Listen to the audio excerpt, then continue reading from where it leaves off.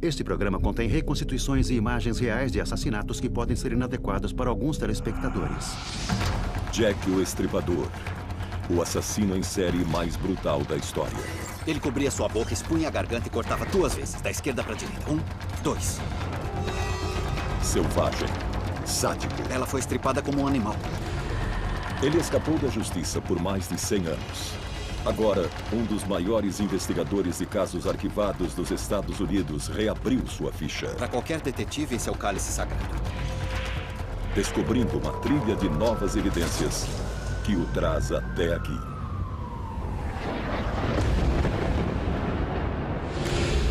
Jack, o Estripador. A caçada por Jack o Estripador começa em um lugar incomum. A cidade de Nova York. Eu já vi gente com cabeça cortada no colo, já vi bebês jogados em lixeiras, pessoas enterradas vivas. Já vi as coisas mais arrepiantes que se pode imaginar. Ed Norris é um investigador que passou a vida inteira resolvendo crimes terríveis. Em 24 anos como policial se vê de tudo. Não é agradável, mas resolver crimes que parecem insolúveis é a minha vida.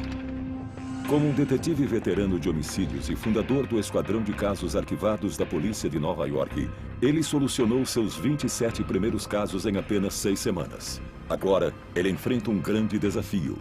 Um caso de quase 120 anos. É um dos casos mais chocantes não só da história de Nova York, mas da história americana. Em 1891, a prostituta Carrie Brown foi assassinada no Lower East Side de Manhattan. O bairro era uma das áreas mais perigosas de Nova York na época do crime. E como estamos vendo, não mudou muito em 100 anos. Não recomendo andar por aqui sozinho à noite. Um século atrás, as prostitutas trabalhavam abertamente nos bares da região. Entre elas, Carrie Brown, de 56 anos. Uma atriz fracassada conhecida como Velha Shakespeare. Então esse é o lugar. Há pouco mais de 100 anos, Carrie Brown foi assassinada aqui. 11 da noite, 23 de abril de 1891. Carrie Brown leva um cliente ao hotel decrépito que ficava nesta esquina. O Hotel East River era mais um bordel decadente numa rua de bordéis decadentes. Na época, o quarto custava 25 centavos e o programa 50. Mas naquela noite, um estranho tiraria Carrie Brown das ruas para sempre. O caso nunca foi resolvido. A única pista deixada pelo criminoso foi seu perturbador método de assassinato. Odeio saber que um assassino se safou nas minhas ruas mesmo há 100 anos. Eu quero encontrar e expor o responsável. Não há evidências físicas ou testemunhas. Tudo o que Ed tem para resolver este caso são documentos de mais de 100 anos atrás. Eu já investiguei centenas de casos arquivados e a primeira coisa que nós fazemos é pegar a ficha do caso e ler. Arquivo Municipal de Nova York. Tudo o que restou do caso de Carrie Brown está aqui. Este é o atestado de óbito do condado de Nova York na época. Aqui está ela. Carrie Brown, 1891. Carrie Brown era uma imigrante inglesa. Após a morte de seu marido, a pobreza a levou à prostituição. E esta é uma foto intacta da mulher que foi assassinada. Eu sempre fico meio emocionado nessas investigações. Tentamos manter uma distância profissional, mas sempre que entramos numa cena de homicídio e há fotos numa cômoda ou outro lugar das pessoas com suas famílias, é bem difícil. Quando o corpo foi descoberto, o legista local foi chamado para registrar a cena. Estas fotografias do crime foram tiradas na época. Elas são tão chocantes que não podemos mostrá-las por completo. Ela ficou assim. Essas são as fotos do corpo. Se ela estava viva, foi torturada. Se estava morta, foi mutilada. E, sabe, ninguém devia morrer assim. Ninguém. De acordo com a necropsia, o modus operandi do assassino tinha 3 estágios. Estrangular. Abrir o corpo. E, por incrível que pareça, espalhar as entranhas pela cama. Eu já vi prostitutas mutiladas, mas nunca vi um caso como esse. É um procedimento muito incomum. A pobre mulher foi estripada como um animal.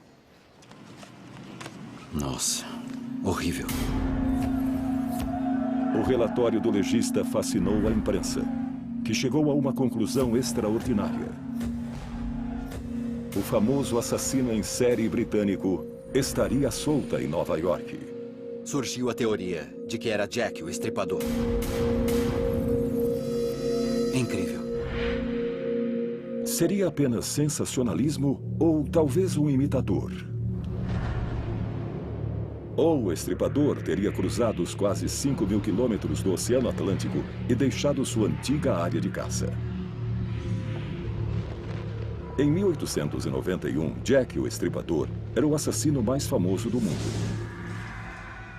Ele havia aterrorizado Londres com uma série de homicídios violentos e altamente peculiares. Para um especialista, cada assassino em série tem uma assinatura. No caso de Jack, ela é tão clara quanto uma impressão digital. Suas vítimas eram sempre prostitutas. Ele estrangulava e cortava a garganta delas, abria o corpo e removia as entranhas. Exatamente como na vítima de Nova York, Carrie Brown. Se eu estivesse investigando 2 homicídios na mesma época, na mesma cidade, com a mesma vítima, ou o mesmo tipo de vítima, o mesmo método e a mesma assinatura, para mim seria o mesmo assassino. Mas a questão é, Jack o Estripador veio a Nova York? O segredo, em qualquer caso arquivado, é encontrar as pistas ignoradas pelos investigadores originais. Nós reexaminamos as evidências básicas. É incrível o que um novo ponto de vista pode fazer por um caso. Ed quer uma nova opinião sobre a antiga necropsia. Os investigadores deixaram passar algo na época? Ela não foi só morta. Depois de matar, ele continuou trabalhando no corpo dela porque não estava satisfeito. Ele a abriu e basicamente a despedaçou brincando com ela. O Dr. Jonathan Hayes, médico legista sênior de Manhattan, já examinou milhares de vítimas de homicídio. Ele mostra a Ed um detalhe fundamental. Isso não parece um ferimento acidental. As 2 pernas do X têm quase o mesmo comprimento e é um X muito claro e limpo. Sim. Então parece uma lesão infligida propositalmente. Como se fosse uma marca, não é? Isso. Que por algum motivo ele quis deixar. Exato. Esse é o significado do X. Esse X pode ser muito importante. Muitos assassinos em série gostam de deixar marcas. Deixam alguma coisa na cena do crime, marcam a vítima, eles têm um modo operandi único. O que eles querem é chamar a atenção, e às vezes são pegos por isso. Os relatórios antigos trazem outro detalhe que atrai o olhar treinado de Ed. Incrível. Uma carta para a polícia de Nova York, com um aviso sinistro. Vocês acham que Jack o Estripador está na Inglaterra, mas não está. Eu estou aqui. Logo vocês ficarão sabendo de uma mulher morta. Assinado, Jack o Estripador. Jack não escreveu a carta após o assassinato de Carrie Brown, e sim antes. Estaria ele em Nova York observando a espreita para atacar novamente? Seria Carrie Brown a pista que finalmente revelaria sua identidade? Nunca pegaram o assassino de Carrie Brown. Resolvendo esse crime, podemos resolver os crimes de Jack o Estripador.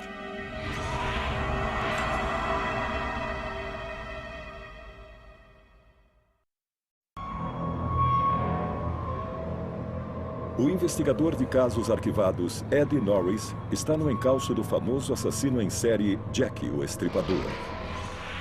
Jack o Estripador é o assassino em série definitivo, um dos maiores assassinos da história. E para qualquer detetive, esse é o cálice sagrado. A busca de Ed o leva a Londres, a área de caça do Estripador. Whitechapel, Londres. No final do século XIX, era o bairro mais pobre da Inglaterra. Perigoso, decadente e difícil de policiar. Ainda é possível encontrar os becos e pátios onde o Estripador se escondia. É incrível, é impossível achar alguém aqui. No outono de 1888, Jack o Estripador aterrorizou estas ruas. Em apenas 10 semanas, ele matou pelo menos 5 prostitutas. Quando pensamos em Jack como um assassino, ele representa uma evolução. Ele se tornou o molde dos assassinos em série. O nome de que todos se lembram, um pesadelo real até hoje. Ed quer entrar na cabeça de Jack e seguir seus passos. A cena do primeiro crime. Primeira vítima. Rua Durwood, 31 de agosto de 1888. Jack corta a garganta da prostituta Polly Nichols e perfura seu corpo. O estripador agia assim. Ele agarrava a vítima por trás, cobria sua boca, expunha a garganta, cortava 2 vezes, da esquerda para a direita. 1, 2. Eram poucos segundos. 8 dias depois, o segundo assassinato. Segunda vítima. A prostituta Anne Chapman também tem sua garganta cortada, mas a brutalidade está aumentando. Seu corpo é encontrado aberto.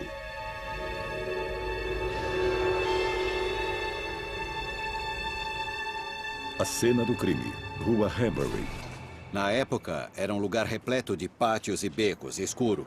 Um ótimo lugar para alguém se esconder, como outros lugares onde já trabalhei, cheios de becos, como Baltimore. Os criminosos usam a geografia local para escapar da polícia, e foi isso que Jack fez. As vítimas de Jack conheciam este labirinto. Ironicamente, foi o que as levou à morte. As prostitutas até hoje, pela natureza do que fazem, levam os clientes a lugares escuros e escondidos para fazer seu serviço. Então as prostitutas acabavam ajudando o Jack. Elas o levavam ao melhor lugar para serem mortas. Mas Londres era uma cidade movimentada, com pessoas nas ruas 24 horas por dia. É realmente possível que ninguém nunca tenha visto Jack. Por que não há testemunhas? Para descobrir por que Jack nunca foi pego, Ed visita uma antiga masmorra para ver como eram as condições em 1888. Naquela época, Londres era como o lugar onde estamos. Era muito escura. Não havia luz ambiente, clarabóias, nada do tipo. Além disso, as pessoas usavam carvão de baixa qualidade para aquecer suas casas. Isso gerava toneladas de fumaça preta, baixando uma cortina negra sobre a cidade. Eu vou mostrar uma coisa incrível. Dê uma olhada. Eu sumi e estou matando alguém. Era o que Jack fazia. Era muito fácil.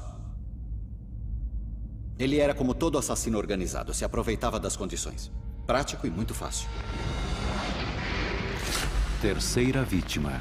Em seguida, a prostituta Elizabeth Stride tem sua garganta cortada. Mas desta vez, algo é diferente. Stride não foi estripada. Parece que ele foi interrompido. Jack deixa a cena. 30 minutos depois, a 1,5 km, ele parte em busca da vítima número 4. Mas como ele chega tão longe coberto de sangue, sem chamar a atenção?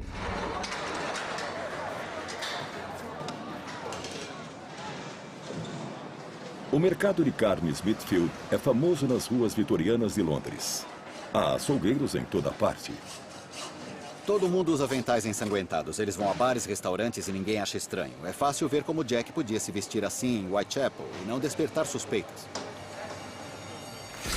Quarta vítima. Jack está ficando mais ousado. As fotos originais da necropsia mostram a violência sofrida pela quarta vítima, Catherine Eddowes. Jack a abre totalmente e remove um rim. Poucos dias depois, a polícia recebe uma carta arrepiante, enviada do inferno. Com ela, um rim humano, infectado pela mesma doença rara diagnosticada em Catherine Eddowes. Senhor, envio-lhe metade do rim que extraí de uma mulher. Eu o preservei para você. A outra metade eu fritei e comi. Muito bom. Talvez eu envie a faca ensanguentada que usei. Aguarde. Prenda-me se puder. O rim não existe mais. Mas para Ed, a carta do inferno é uma pista fundamental sobre o estripador. Esse traço é um sinal de nervosismo. Existe um potencial explosivo. Sheila Kurtz é uma grafologista forense que ajudou no caso do filho de Sam.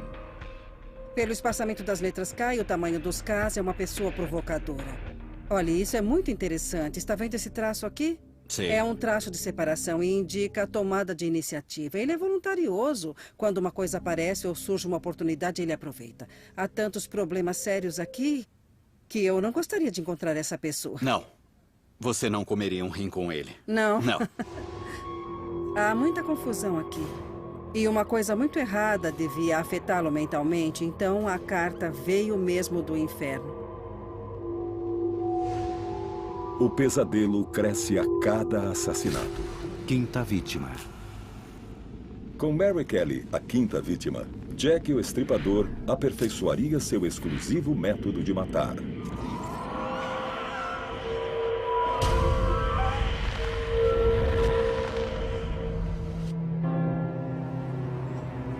Os restos mortais de Mary Kelly são trazidos a esta igreja, St. Leonard's, para a necropsia.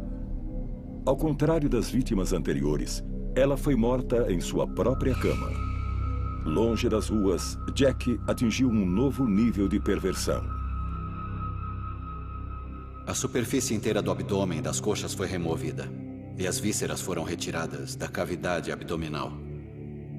O tecido do pescoço foi cortado até o osso. O útero, os rins e um dos seios estavam embaixo da cabeça. O outro seio perto do pé direito. O fígado entre os pés e o intestino do lado direito. E o baço do lado esquerdo do corpo. O pericárdio estava aberto e o coração ausente.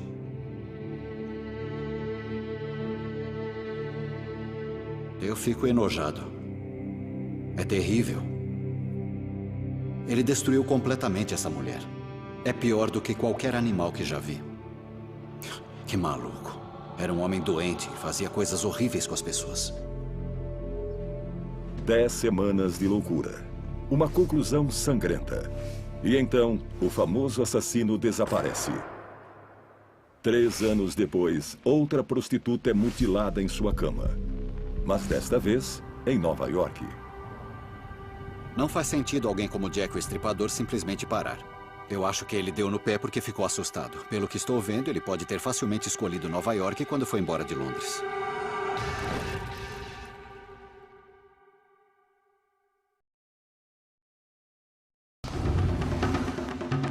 (7 de agosto de 1891). Lower East Side de Nova York.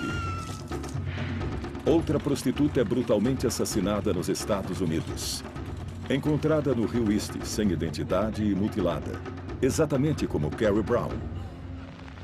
Esse caso é muito interessante porque ocorreu na mesma cidade em que Carrie Brown foi morta. Eddie Norris acha que estes 2 homicídios em Nova York podem ser obra do londrino Jack o Estripador e uma pista vital sobre sua identidade. Ed está determinado a pegar o assassino. Digamos assim, se alguém na sua família fosse vítima de um crime, sua esposa, sua mãe, sua filha, você ia querer que eu pegasse o caso. Por mais de um século, detetives amadores sugeriram nomes para Jack o Estripador. Ed é o primeiro detetive de casos arquivados a examinar a lista com um olhar profissional. Alguns nomes são ridículos. Temos Oscar Wilde, Lewis Carroll. Esse tipo de gente é totalmente absurdo. O historiador londrino Richard Jones passou mais de 2 décadas estudando o caso do Estripador e investigando os principais suspeitos. Esse tipo de coisa impressiona, sabe? Realisticamente, quantos suspeitos são? Acho que podemos restringir a menos de 10 suspeitos viáveis. Pessoas que podem ter sido Jack o Estripador. Desses suspeitos viáveis, quantos podem ter ido para os Estados Unidos? Nós sabemos que vários deles estiveram lá, como Severin Klosowski. O primeiro é Severin Klosowski, um barbeiro de Whitechapel que matou suas 3 esposas. Ele estava em Nova York quando Carrie Brown foi morta.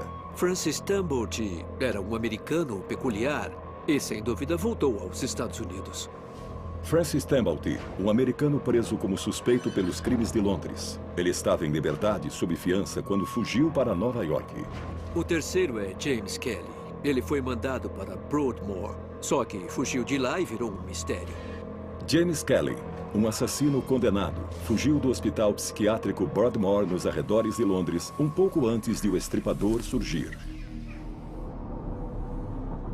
Agora, Ed tem 3 suspeitos e o Arquivo Nacional da Inglaterra pode lhe dar as evidências concretas de que precisa. Ele abriga milhares de arquivos policiais originais do caso do Estripador. É incrível. Uau! E Ed encontrou o que precisava. Uma pista-chave, ignorada no inquérito original. Este documento é um perfil do criminoso. O Dr. Thomas Bond, o principal médico legista da Inglaterra, acreditava que era possível conhecer assassinos por meio dos corpos que deixavam para trás. Ele examinou todas as vítimas do Estripador e montou um perfil que estava à frente de seu tempo. Quando pensamos num perfil psicológico, pensamos na CIA, no FBI, nessas coisas, e não em alguém que já fazia isso há 120 anos. Então é importante vermos o que ele viu e como ele pintou o retrato de Jack o Estripador. O relatório de Bond descreve a técnica do assassino em detalhes sinistros e precisos. Ele cortava a garganta rapidamente, da esquerda para a direita. Sua faca era reta e muito afiada. Tinha no mínimo 15 centímetros de comprimento com ponta. Nenhuma das vítimas ofereceu resistência, porque os ataques foram repentinos e letais. As lesões partem do mesmo ângulo. O assassino agia sozinho. Bond descreve um monstro. Por fora, respeitável, discreto e bem vestido. Por dentro, um maníaco insensível e vingativo.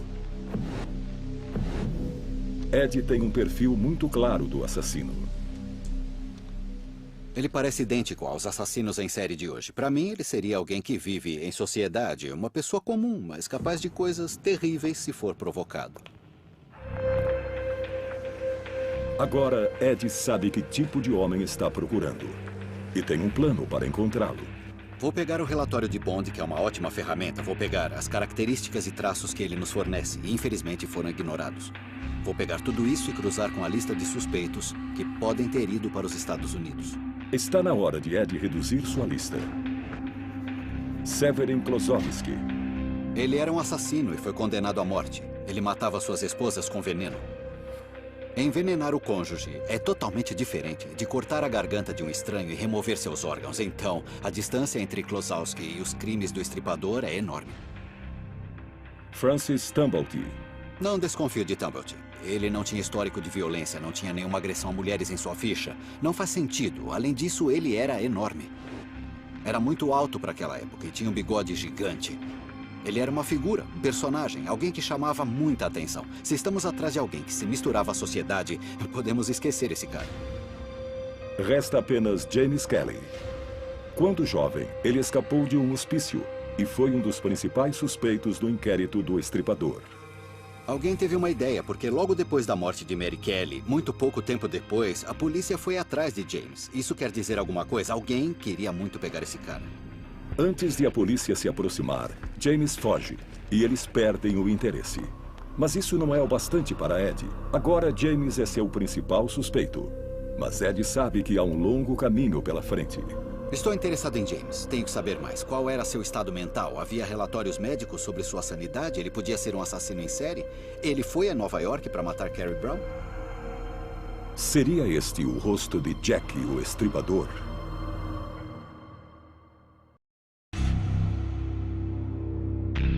O detetive de casos arquivados, Ed Norris, está no encalço de Jack, o Estripador, em 2 continentes. Ele estaria prestes a resolver o caso arquivado mais famoso do mundo? Ele já tem o nome de um suspeito. James Kelly, assassino condenado, paciente psiquiátrico e fugitivo. Um homem de passado violento. Em 1883, menos de um mês após se casar, James discute com a esposa, acusando-a de ter um caso, e crava uma faca em seu pescoço. Para rastrear seu suspeito, Ed viaja até o último endereço conhecido de James Kelly, o Hospital Psiquiátrico Broadmoor, nos arredores de Londres, lar dos criminosos mais perigosos da Inglaterra. James estava em Broadmoor por assassinato, matou sua esposa. Mas eu preciso saber mais. Qual era seu estado mental? Ele tinha potencial para ser um assassino em série? E mais do que isso, aonde ele foi? Eu sei que fugiu, mas para onde? A ficha psiquiátrica de James Kelly ficou lacrada aqui por mais de 120 anos. Mas agora, Ed obtém acesso a ela. Eu fiquei muito empolgado, porque a ficha de Broadmoor é extremamente importante para a investigação. Os documentos revelam que James Kelly foi condenado à forca, mas houve uma reviravolta. O chefe de James apresentou novas evidências sobre seu estado mental perturbado. Certa vez ele estava deitado no sofá. Quando falei com ele, ele parecia não entender o que eu estava dizendo e reclamou de fortes dores de cabeça. Ele largava as ferramentas e falava sozinho, como se sua mente estivesse vagando. Na verdade, ele parecia perder totalmente o uso de suas faculdades mentais. Um médico decide que James Kelly é insano e o transfere para o hospital psiquiátrico Broadmoor. O relatório psicológico é incrível. O médico diz que ele tinha surtos explosivos de raiva, sem muita provocação. Ele lembra os assassinos em série modernos, que se encaixam na sociedade, mas fazem coisas terríveis quando estão matando as pessoas. Para mim, ele se encaixa. Eu aposto no James. Ele tem muitos aspectos que levantam suspeita. No hospício, James é um paciente modelo, que toca violino e trabalha na carpintaria. Mas, em particular, é um homem obcecado por um plano secreto. Uma das coisas mais interessantes que descobri a respeito de James foi o modo como ele escapou. Ele não saltou uma cerca ou fugiu com a roupa suja. Ele pegou um pedaço de metal e construiu uma chave que o permitiu escapar. Isso me diz que ele não era um idiota. Ele era muito esperto e planejou sua fuga por muito tempo. Mesmo com todos os policiais da Inglaterra à sua procura, James desaparece pelos 40 anos seguintes. Então, em 1927, James Kelly, em idade avançada, retorna ao hospital Broadmoor. A questão óbvia é, o que James ficou fazendo nesses 40 anos? E ele mesmo respondeu a essa pergunta. Um registro da extraordinária confissão de Kelly sobrevive no arquivo. Eddie Norris é o primeiro detetive a investigá-la. Ela descreve um homem profundamente isolado da sociedade. Não sei como explicar, mas não me dava bem com a maior parte das pessoas do mundo exterior. Tinha que lidar o tempo todo com inveja, ciúme e malícia. E era ainda mais difícil por causa das vadias.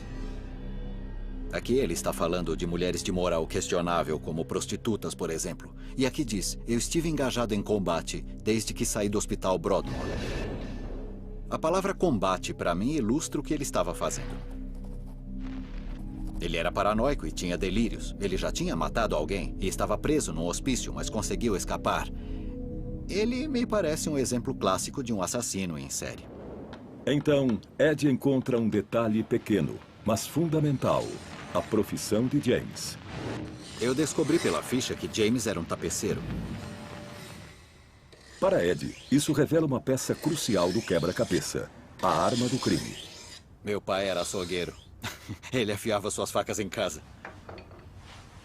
As facas têm de ser afiadas para cortar rápido e poupar tempo. Certo. E é isso que eles usavam na época?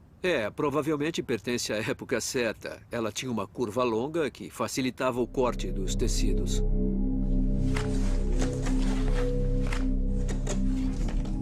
Um tapeceiro tem que saber lidar com facas. Tem que ser forte. Tem que saber usar essa ferramenta e, sem dúvida, pode usá-la como arma.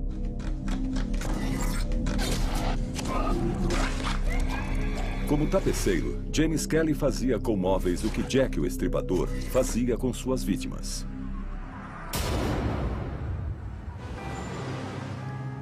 Ed está se aproximando de um culpado. E a confissão de James Kelly contém mais um segredo. Ele admite que, após sua fuga, foi para Londres.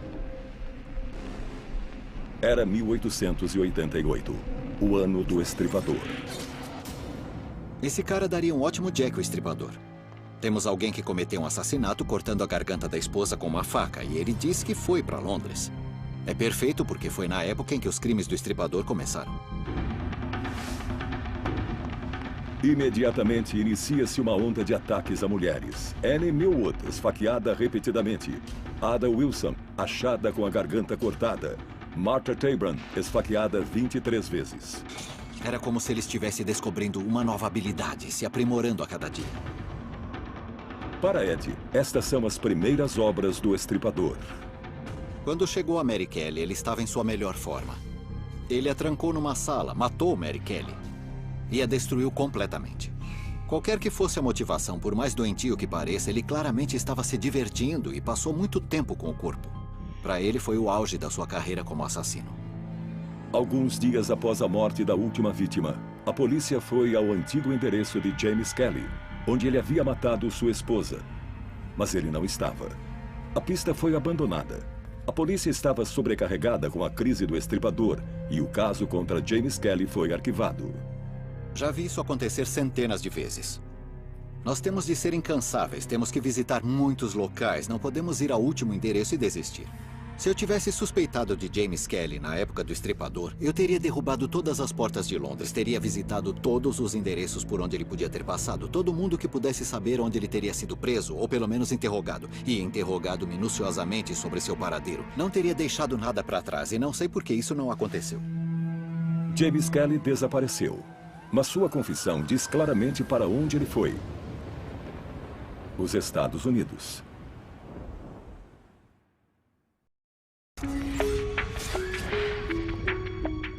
O detetive de casos arquivados Ed Norris está em busca do assassino em série mais famoso da história, Jack, o Estripador. Seu principal suspeito é James Kelly, que matou a própria esposa e fugiu de um hospital psiquiátrico. Ed rastreou Kelly até Londres e o relacionou aos crimes do Estripador. Estou otimista a respeito de James, ele pode ser o cara. Ed descobriu 2 assassinatos brutais em Nova York que combinam com o método violento do Estripador. Há um psicopata à solta, mas poderia ser James Kelly. Se eu conseguir localizá-lo em Nova York na época da morte de Carrie Brown, vou ficar muito feliz. A confissão de James Kelly já o coloca nos Estados Unidos. Ele faz um relato de onde esteve, e ele esteve em muitos lugares. Ele foi aos Estados Unidos várias vezes, não só uma. É uma evidência excelente. James Kelly esteve nos Estados Unidos, mas Ed precisa ligá-lo à morte das prostitutas de Nova York.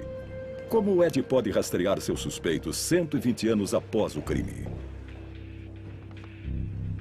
No Museu Nacional Marítimo da Inglaterra, há registros de todos os navios que cruzaram o Atlântico no século XIX, incluindo o que James pegou para os Estados Unidos. Ele afirma na carta que partiu a bordo de um navio chamado Zaandam, de Roterdã para Nova York. Eu sei que os criminosos mentem às vezes e queria ver se isso era verdade, se o navio existia e que rota ele fazia na época, se possível. James estava na cidade certa, mas a chave do caso está nas datas. Se eu descobrir que o Zaandam chegou em Nova York a tempo para o assassinato de Carrie Brown, vou ficar mais otimista em relação a James como suspeito do assassinato de Carrie Brown. A última aparição do Estripador em Londres foi em novembro de 1888. Carrie Brown foi morta em Nova York em abril de 1891. Olha só, aqui está. Achei. Zaandam, Roterdã. Bem aqui. Achei. O Zaandam foi de Roterdã para Nova York a tempo do assassinato. Parece que ele chegou em 7 de outubro de 1890. Isso lhe daria alguns meses, então é perfeito. O navio de James Kelly era apenas um dos que partiam da Europa com milhares de passageiros toda semana. Mas Kelly tinha um problema. Ele era um assassino conhecido em fuga. Como um homem procurado poderia entrar em Nova York? Na década de 1890, antes da fundação da Ilha Ellis, entrar na cidade era bem mais fácil, sem burocracia. O professor Dan Citron estuda a imigração do século XIX e as brechas legais que podem ter permitido a entrada de um assassino no país.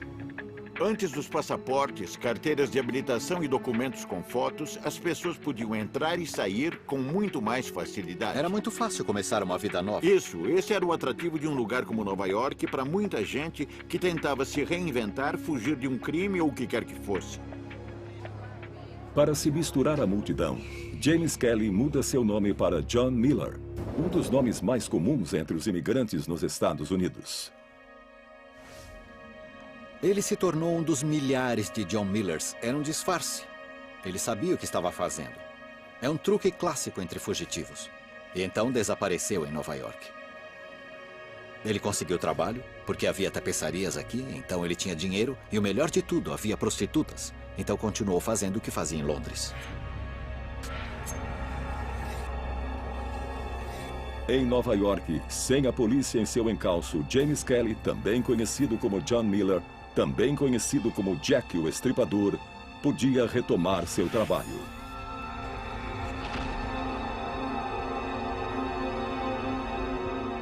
E conhecendo o histórico de James Kelly, Ed descobre um novo padrão para os crimes.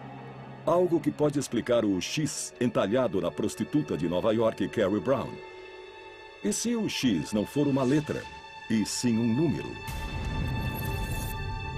O X pode ser importante porque nós sabemos de 5 vítimas.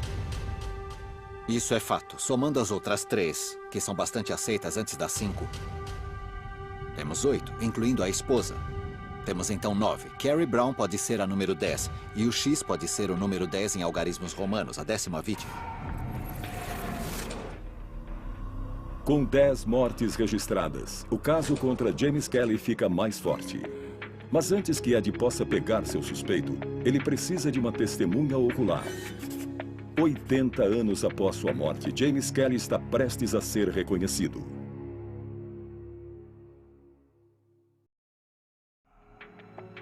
Na caçada por Jack o Estripador, Ed Norris está mais perto de seu principal suspeito.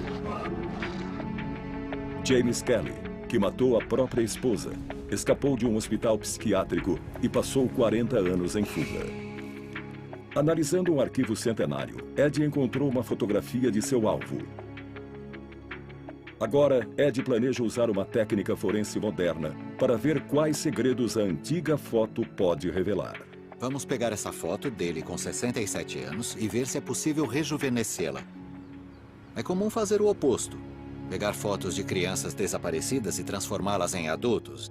Eu já envelheci suspeitos jovens em fuga para descobrir como eles estão agora.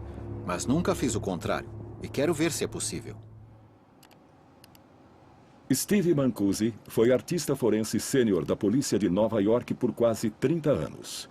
E ajudou a resolver alguns dos casos mais difíceis. Agora, ele vai remover 40 anos da foto de James Kelly. Com a velhice, a gravidade faz efeito e o rosto começa a ficar flácido. Eu o limpei para dar um visual mais jovem e vibrante. Então nós vamos fortalecer o corpo e começar a escurecer o cabelo dele. Eu nunca tinha visto o processo contrário. Os olhos dele eram problemáticos, então eu criei uma expressão mais jovial. A arte forense dá uma contribuição interessante às investigações. Muitas vezes, nós tiramos um coelho da cartola. Você não tem nada e nós lhe damos algo. Em 1888, o cabelo e o bigode tinham um estilo específico. E aqui está ele quando jovem. O passo seguinte é comparar o rosto de James com o do Estripador. Steve Mancusi carrega a melhor imagem conhecida de Jack o Estripador. As testemunhas do século XIX forneceram detalhes suficientes para a produção de um retrato falado moderno. Ele mostra um homem de 30 e poucos anos, com bigode e chapéu. Parecia que ele usava um chapéu de feltro. Foi o que as testemunhas viram. Então vamos colocar um chapéu parecido no James, para ter uma ideia de como ele ficaria. Jack o Estripador, lado a lado com o jovem James Kelly. É incrível. Eu tinha medo que ficasse bem diferente. Acho que acertamos na mosca. Agora estou mais otimista do que nunca. Como a gente fala na polícia, é o nosso cara. E acho que demos um rosto para Jack o Estripador.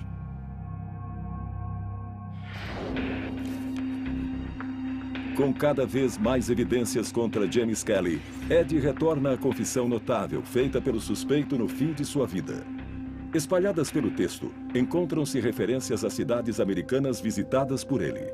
Até hoje, assassinos em série viajam muito. Porque não querem ser pegos. É comum que eles viajem milhares de quilômetros em pouco tempo. Eles mudam de estado e matam alguém. Mudam de novo e matam outra pessoa. Esse cara esteve em toda parte. É muito incomum, especialmente porque na época era bem mais difícil. Usando a confissão de James e antigos recortes de jornal, Ed consegue rastreá-lo de costa a costa. O que eu fiz foi marcar as cidades por onde ele alega ter passado nos Estados Unidos e compará-las com as manchetes da época para ver se ele estava nas cidades em que ocorreram crimes. Nova Jersey. O Trenton Times cobriu alguns crimes nessa área e ele afirma que esteve aqui na mesma época. E os crimes são muito parecidos. Os jornais fazem a mesma pergunta. Seria o trabalho de Jack, o estripador do maníaco de Whitechapel? Galveston, no Texas. A manchete diz: Jack, o estripador, teria chegado ao Texas. Um caso horrível, um homicídio brutal. Corpo aberto, intestino removido, muitas semelhanças com os crimes de Whitechapel. O útero aberto expondo o pé de um feto e, mais uma vez, era uma mulher de moral questionável. Assim como Carrie Brown e as prostitutas de Whitechapel. Ele diz que trabalhou em Dallas, mas pode ter viajado até Galveston. Califórnia. 1894, 1895. Assassinatos brutais, aqui. São Francisco. Estripada e queimada por um agressor desconhecido. Ferimentos à faca no rosto. A população da Califórnia pensava a mesma coisa, em Nova York também. Jack o Estripador está nos Estados Unidos? E Kelly esteve nessas cidades, por coincidência. Bom, depois de 24 anos como policial, eu não acredito muito em coincidências. 12 assassinatos em 5 estados ao longo de 4 anos.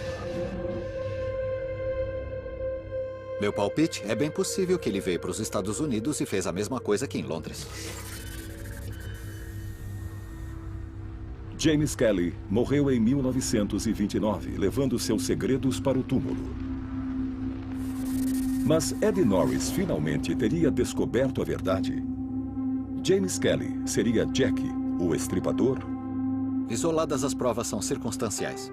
Mas somadas, essas mesmas provas são muito contundentes. Temos um homem que matou a própria esposa e tem graves problemas mentais. Ele foge do hospício logo antes de o estripador começar a matar. Ele está em Londres enquanto os crimes ocorrem. Foge para Nova York logo antes de os homicídios começarem por lá. Viaja pelos Estados Unidos e no seu percurso há crimes que batem com os do estripador.